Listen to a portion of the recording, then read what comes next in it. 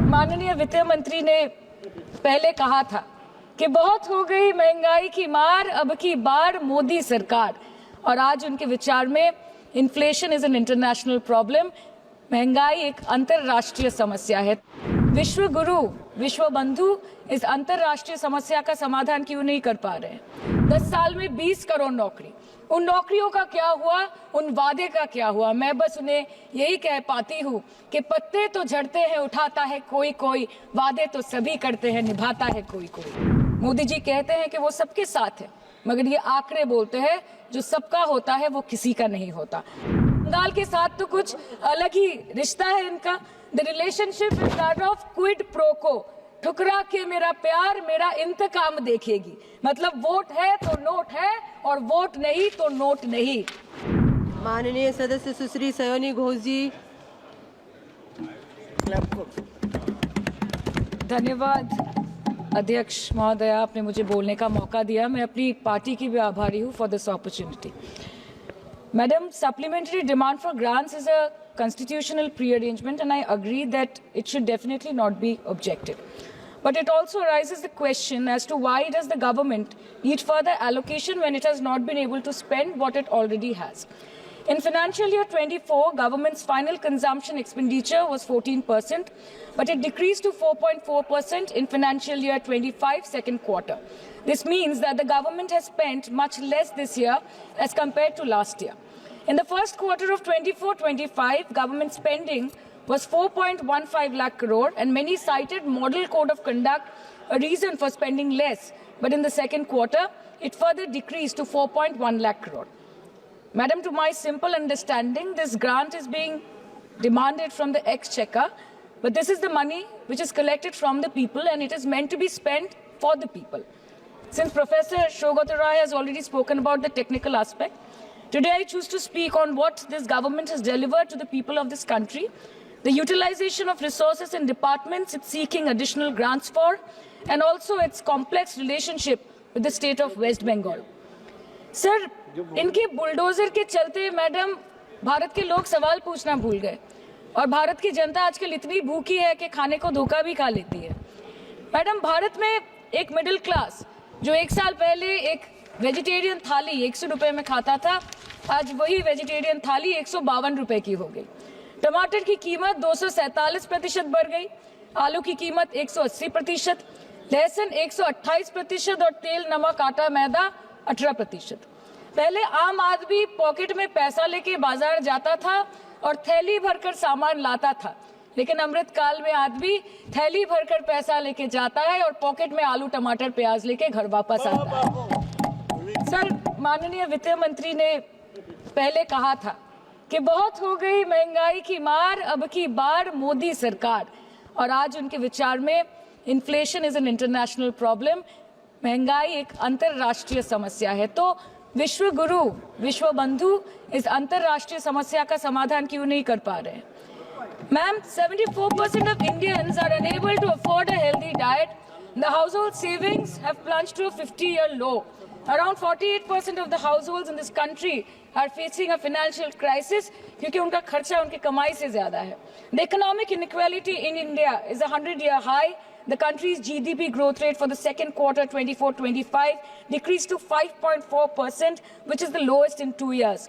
The government's total debt has reached a staggering 176 lakh crore, and the total debt is expected to soar up to 185 lakh crore by the end of the financial year. आज आपके उधार की वजह से हर हिंदुस्तानी पर 1.25 लाख का बोझ चढ़ गया, और आप उनकी मजबूरी को अपनी ताकत समझते हैं। बंगाल में ऑल इंडिया तृणमूल कांग्रेस की प्रदेश युवा अध्यक्ष होने के नाते मुझे हर दिन कई नौजवानों से बात करनी पड़ती है। वो मुझे ये पूछते हैं कि मोदी जी ने हर साल 2 करोड़ नौकरी का वादा किया था, अर्थात 10 साल में 20 करोड़ नौकरी, उन नौकरियों का क्या हुआ, उन वादे का क्या हुआ? मैं बस उन्हें यही कह पाती हूँ कि पत्ते तो झड़ते हैं, उठाता है कोई कोई, वादे तो सभी करते हैं, निभाता है कोई कोई। Ma'am, as per the latest report by CMIE, the unemployment rate has risen to 9.2% in June 2024 as compared to 4.9% in 2013-2014.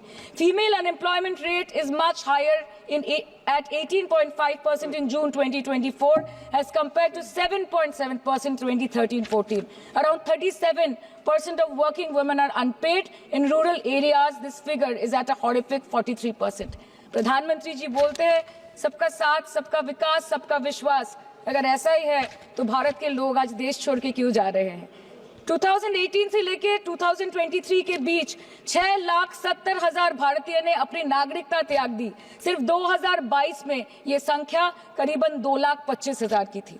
In 2022 alone, 7,500 high net worth individuals with a net worth of more than 8.3 crore or more left India. नवंबर 2022 से सितंबर 2023 सिर्फ 10 महीने में 96,917 Indians were arrested attempting to cross the United States illegally.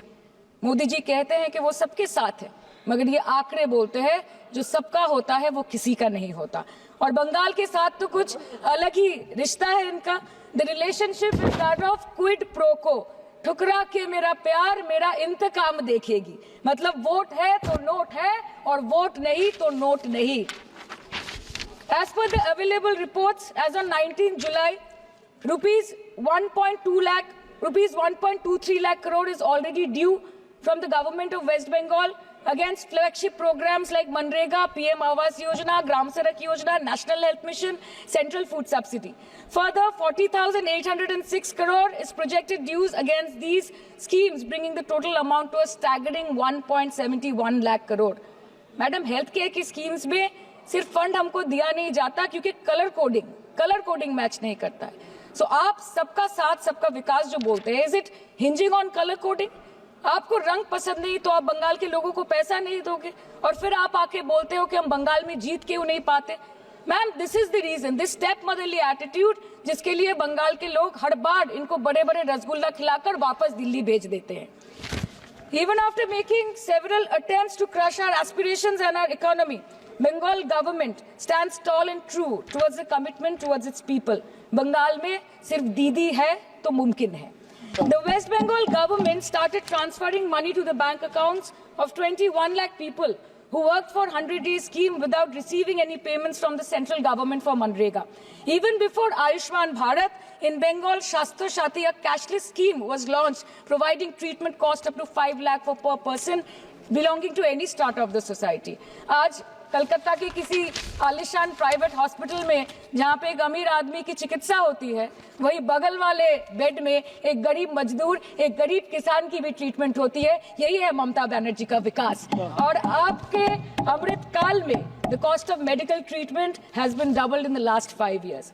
आप pharmaceuticals के sir RG Kar पे बात ना बोले, आपकी सीबीआई पे अभी तक कुछ बोल नहीं पाए। हम लोगों ने जो हमारी पुलिस ने जो बोला था, they are still sticking to that. So उसके बारे में मत बात करें, ठीक है? आप उत्तर प्रदेश के बारे में बात करें ना सर।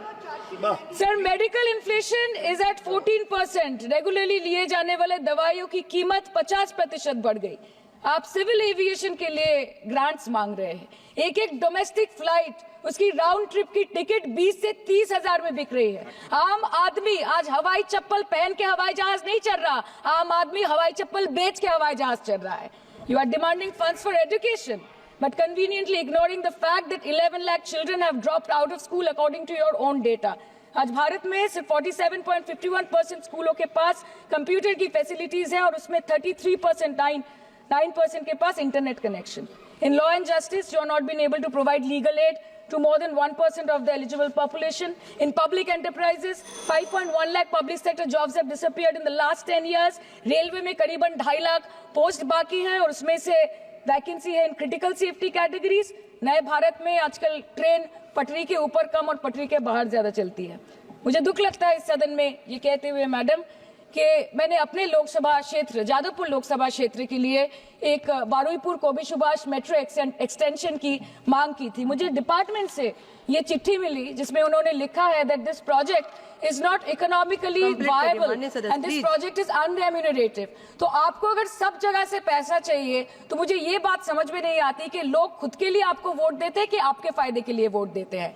मैं आपको इतना ही बोलना चाहती हूँ, दिस वाज द रीजन, अपने प्रॉफिट के लिए आज इन्होंने सीनियर सिटीजन का कंसेशन भी बंद कर दिया और सीना ठोक के ये बोलते हैं कि 2022-23 अर्थ वर्ष में हमने 15 करोड़ वरिष्ठ नागरिक से 2242 करोड़ कमाए।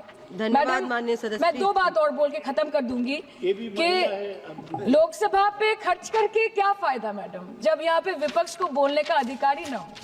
लोकसभा के लिए भी तो ग्रांट मांगा है ना मैम। और अभी सर बोल रहे थे कि बेटी बचाओ बेटी पढ़ाओ, तो 10 साल पहले मोदी जी ने लॉन्च किया था, लेकिन उसके 80% पैसे सिर्फ पब्लिसिटी और मार्केटिंग और एडवर्टाइजमेंट में खर्च कर दिए। आपके उत्तर प्रदेश, मध्य प्रदेश, राजस्थान में ना आप बेटी को पढ़ा पा रहे और ना आप बेटी को बचा पा रहे। बंगाल आए और देखिए कि ममता बनर्जी ने विधानसभा में अपराजिता एक्ट में बिल पास किया है, कन्याश्री किया है।